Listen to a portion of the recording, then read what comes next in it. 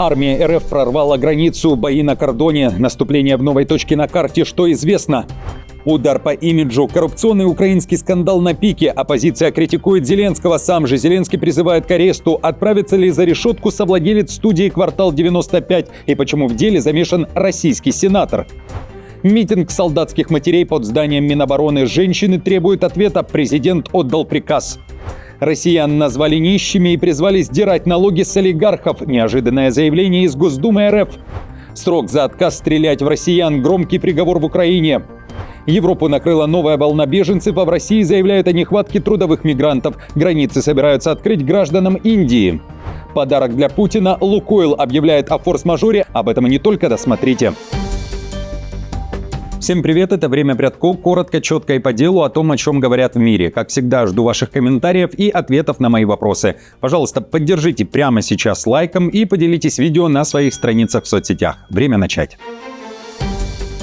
3 года тюрьмы за отказ брать повестку и направлять оружие против россиян. Суд в Одесской области вынес приговор мужчине, который высказал нежелание воевать. История началась весной. В апреле 2025 года мужчина прошел военно-врачебную комиссию, которая признала его годным к службе. Не в штурмовых частях, а в подразделениях обеспечения, логистики, связи или охраны. Но когда сотрудники военкомата вручили ему повестку, он отказался ее брать, заявив, что не может забирать чужую жизнь. Об этом пишет судово-юридична газета. Законных оснований для отсрочки у него не было. Этот момент зафиксировали на видео. Запись стала одним из ключевых доказательств в суде. Фемида учла, что преступление не тяжкое. Обвиняемый был ранее не судим. Суд учел нетяжкий характер преступления, личность обвиняемого, отсутствие отягчающих или смягчающих обстоятельств и досудебный доклад органа пробации о среднем риске повторного правонарушения. Наказание в виде 3 лет лишения свободы стало минимальным по статье 336 Уголовного кодекса. Освобождение с испытанием отклонили из-за общественной опасности деяния в условиях военного положения. Европу накрыла новая волна беженцев из Украины. В сентябре количество украинцев, получивших убежище в ЕС, стало самым высоким за последние 2 года. Об этом сообщает Европейское статистическое агентство Евростат. Было одобрено почти 80 тысяч прошений. Это на 49% больше, чем в августе этого года. Такой всплеск, говорят в Евростате, связан в частности с решением Украины разрешить мужчинам от 18 до 22 лет свободно выезжать из страны. Доля совершеннолетних мужчин среди украинских беженцев в сентябре выросла до 47%. Мужчин, покидающих Украину, впервые стало больше, чем женщин, отмечается в отчете. В целом, с начала войны статус беженца в Евросоюзе получили 4 миллиона 300 тысяч украинцев. В России тем временем внезапно пожаловались на нехватку трудовых мигрантов. Не хватает порядка 5 миллионов человек. Чтобы восполнить дефицит рабочих рук, власти РФ планируют завозить работников из Индии. Об этом в комментарии изданию «Абзац» рассказал руководитель Центра правовой помощи мигрантам Вадим Кожинов. В декабре этого года Москва и Нью-Дели могут подписать соглашение, по которому десятки тысяч граждан Индии смогут отправиться на заработки в Россию. Власти надеются, что индийцы частично заместят выходцев из Центральной Азии, а причина вот в чем. Давайте послушаем. В принципе, можно сказать, что мигранты из СНГ закончились. Это не такие уж и огромные страны. Да, есть огромный Узбекистан, но там после прихода президента Шавката Мирзиеева идут прекрасные реформы, в рамках которых страна расцветает. У нас количество узбеков сократилось на 700 тысяч, они просто уезжают домой. Напомню, недавно в Госдуме РФ заявили, что Россию должны покинуть почти 800 тысяч трудовых мигрантов, которые, по словам Володина, не успели легализоваться в РФ. России перекрыли нефть. Нефтяной гигант РФ, компания «Лукойл», объявила форс-мажор на месторождении Западная Курна-2 в Ираке, одном из самых крупных месторождений нефти в мире. Запасы черного золота оцениваются в 2 миллиарда тонн. Об этом сообщает Reuters со ссылкой на 4 достоверных источника, а также российские СМИ. Багдад ищет законный способ сохранить работу месторождения, говорится в материале, после того, как в конце октября США и Евросоюз ввели санкции против российской компании. Из-за санкций иракская нефтяная госкомпания «Сома» отменила отгрузку 3 партий нефти, добываемой «Лукойлом». На прошлой неделе «Лукойл» направил в Министерство нефти ближневосточной страны письмо об обстоятельствах, мешающих продолжать нормальную работу. Если причины форс-мажора не будут устранены в течение 6 месяцев, российская компания может полностью остановить работу на месторождении. В Украине не утихает тема грандиозного коррупционного скандала. Речь о разоблачении высокоуровневой преступной организации в сфере энергетики и обороны, а также обысках у бизнесмена Тимура Мингича, соратника Зеленского, а также министра юстиции Германа Галущенко и в Энергоатоме. Детали операции МИДАС накануне опубликовало Национальное антикоррупционное бюро Украины. В сети опубликованы первые пленки, на которых зафиксированы переговоры участников схем. Речь идет о 1000 аудиочасов этих разговоров. Суть расследования – развал коррупционной паутины влияния на стратегические предприятия госсектора, в частности Энергоатома. Следователи антикоррупционных органов говорят об отмывании денег 100 миллионов долларов и незаконном обогащении. Главой всей схемы, по данным депутата Железняка, назван бизнесмен и совладелец студии «Квартал 95» Тимур Мингич. Украинские медиа писали, что сейчас он находится за границей и оказался там всего за несколько часов до начала обысков. Кроме того, оппозиционный депутат Железняк требует отставки 2 министров – Германа Галущенко за системную коррупцию, провал подготовки к защите энергетики и Светлану Гринчук за то, что она якобы является представителем интересов Мингича в правительстве. До этого представляла его интересы на должности министра экологии, передает Суспильне. В парламенте зарегистрированы 2 моих постановления об освобождении Германа Галущенко и Светланы Гринчук с должностей министра юстиции и министра энергетики. Ближайшее заседание Рады состоится 18 ноября. Сама же Гринчук заявила, что надеется на объективность расследования и что его результаты успокоят международных партнеров Украины. Я надеюсь и уверена, что расследование будет проводиться объективно, без предвзятости, в рамках закона, и по результатам этого расследования будут приняты соответствующие решения. НАБУ также сообщает, что к схеме причастен и человек, который сейчас занимает пост в России. Функция легализации отмытых миллионов долларов возлагалась на отдельный офис преступной организации в центре Киева, говорится в сообщении антикоррупционного бюро. И это помещение принадлежало семье бывшего народного депутата, а ныне сенатора РФ Андрея Деркача.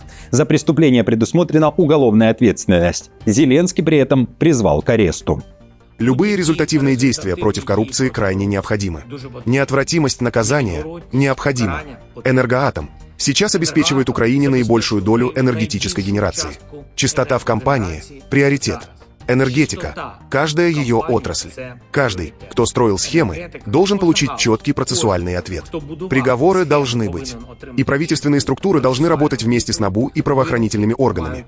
Работать так, как это необходимо для результата.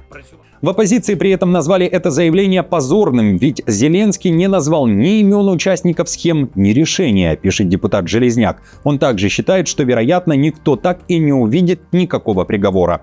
В то же время на фоне скандала партия Порошенко призвала к смене власти и запустила процедуру отставки правительства. Мы призываем всех депутатов, которые понимают угрозы для государства, подписать требования об отставке Кабмина, чтобы сформировать правительство национального спасения. Коалиция «Слуг народа» и ОПЗЖ с их кураторами из Москвы должна наконец исчезнуть. Это единственный шанс спасти страну. Друзья, чего заслуживают коррупционеры? Срок и конфискация или чего еще? Каковы ваши мысли? Пишите, пожалуйста, в комментариях. Прошу, как всегда, поддержать меня лайком, а также подпиской на канал. А я продолжаю. Прорыв украинской границы РФ пошла в атаку из Белгородской области на Харьковскую. В районе Вологовки войска РФ зашли на украинскую территорию. О пересечении государственного кордона сообщают украинские военные. В частности, командир спецподразделения Главного управления разведки Министерства обороны Украины Немичев. Он пишет, что вдоль части линии границы существует буферная зона около 5 километров, где нет постоянного присутствия ни украинских, ни российских войск. И именно этим пользуется армия РФ. Кроме того, Немичев сообщает о продвижении россиян в Волчанске, Харьковской области. Напомню, что в планах РФ есть замысел соединить группировки в Волчанске и Двуречной. Вышеперечисленные действия могут быть элементом подготовки к новым наступательным операциям. На мой взгляд, если противнику не удастся взять Купинск, он, скорее всего, переключит свои силы именно на это направление. Нужно действовать и укреплять оборону, пока еще есть время. В сводках российского Минобороны Болоховка упоминается 26 октября. В сообщении говорится об ударе по украинским позициям. В то же время российские медиа сообщали, что сам населенный пункт уже находится под контролем РФ. Однако, согласно картам Deep State, прорыв границы произошел еще несколько дней назад, и часть территории ВСУ уже не контролирует. Но на данный момент Болоховка, согласно данным аналитиков, находится в серой зоне, то есть ее не контролирует ни одна из сторон. В то же время в РФ заявляют, что ситуация на фронте динамичная. В Кремле назвали условия, при котором война закончится. Речь о целях. Разумеется, хотелось бы, чтобы этот конфликт завершился как можно скорее. И завершиться он может тогда, когда Россия достигнет тех задач, которые она ставила изначально.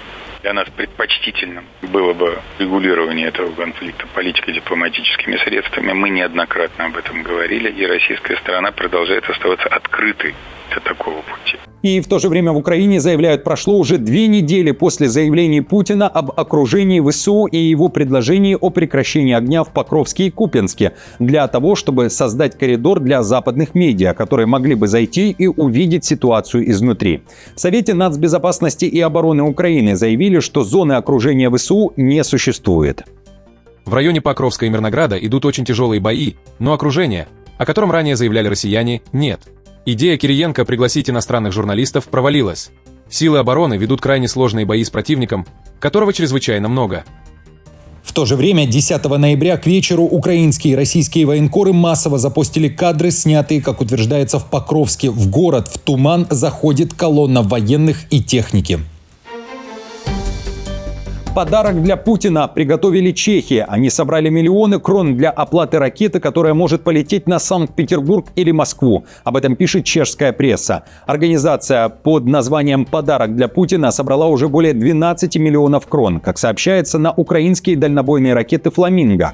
Украинский производитель, компания Firepoint, который сейчас приковано внимание западных журналистов, как сообщается, решил поддержать идею и пообещал поставить 2 ракеты за ту же цену. Таким образом, Украина получит сразу 2 ракеты «Дана-1» и «Дана-2», названные в честь известной чешской ученой и специалиста по ядерной физике Даны Драбовой. По словам сопредседателя инициативы Мартина Андрачика, переговоры с производителем уже завершены. Мы ведем переговоры с производителем ракет «Фламинго», компанией Firepoint. За оговоренные 12,5 миллиона крон в итоге будет изготовлена не одна ракета, названная в честь Даны Драбовой, а сразу 2. Таким образом будут Дана-1 и Дана-2, сообщил редакции новинок Мартин Андрачик из организации «Подарок для Путина». Российские власти хотят залезть в карман к нищему народу. Громкое заявление прозвучало из Госдумы. Первый зампред Комитета Госдумы РФ по экономической политике Арефьев раскритиковал планы Минпромторга и Минфина ввести с сентября 2026 года так называемый технологический сбор. В комментарии RTVI депутат заявил, что если налог введут, будет социальный взрыв. Арефьев напомнил про среднюю зарплату в России. По данным Росстата, она выросла до 100 тысяч рублей в месяц. Однако большинство россиян, подчеркнул он, зарабатывают в разы меньше. По словам депутата Госдумы, зарплату действительно подняли на предприятиях военно-промышленного комплекса и в армии. Но обычные россияне как были, так и остались нищими. Налог следует вводить на доходы олигархов, подытожил Арефьев. Мы предлагали, давайте введем 60% налог на доходы и дивиденды, наложим на наших олигархов, они не хотят. Олигархи от этого бы не умерли и с голоду не подохли. Они вон 24 миллиарда долларов заработали уже за 9 месяцев. За год, наверное, 50 миллиардов долларов будет, как обычно. Ну так забирайте эти деньги. Экс-президент Франции Саркози снова на воле. Такое решение принял апелляционный суд Парижа, встав на сторону защиты экс-президента. Адвокаты убедили судью освободить обвиняемого, поскольку дело сейчас находится на стадии апелляции и вообще он никуда не сбежит. Арестанта отпустили на свободу под залог с подпиской о невыезде из страны. Таким образом, Саркози провел за решеткой почти 3 недели из назначенных 5 лет. Домой экс-президент добирался в сопровождении полиции. Дома Саркози встречались сыновья и жена Карла Бруни.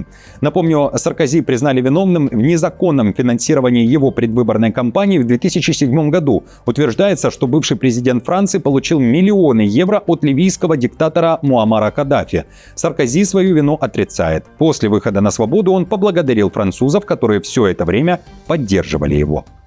Тысячи ваших свидетельств глубоко тронули меня и дали силы выдержать это испытание. Закон был применен. Теперь я буду готовиться к апелляционному процессу. Вся моя энергия направлена на единственную цель – доказать свою невиновность. Истина восторжествует. Это очевидность, которую преподает сама жизнь. Конец этой истории еще предстоит написать. В Астане матери солдат, погибших в армии, устроили протест под зданием Минобороны страны. Женщины почти 7 часов мерзли на ветру и требовали справедливого расследования смерти их сыновей. Как пишут казахстанские СМИ, некоторых женщин все-таки впустили в здание ведомства, но без мобильных телефонов. Позже в Минобороны сообщили, матерей солдат принял замминистра Бурамбаев. Далее цитата. Министерство обороны и другие силовые структуры принимают все меры, чтобы предотвратить подобные трагедии. Ответственность каждого командира сегодня гораздо выше, чем раньше. Конец цитаты. Обращение женщин пообещали изучить и рассмотреть. Одной из женщин, которая пыталась попасть на прием к министру, стало плохо, она потеряла сознание. На инцидент отреагировал президент Токаев. Он дал генпрокурору 12 дней на проверку дел о гибели солдат. И напомню, за последние 3 года в рядах казахстанской армии погибли 270 служащих. 86 из них ушли из жизни по своей воле. Родственники винят в таких трагедиях военных командиров. Друзья, спасибо вам за просмотр. Не забудьте поддержать мою работу лайком, подпиской и комментарием. До встречи уже завтра.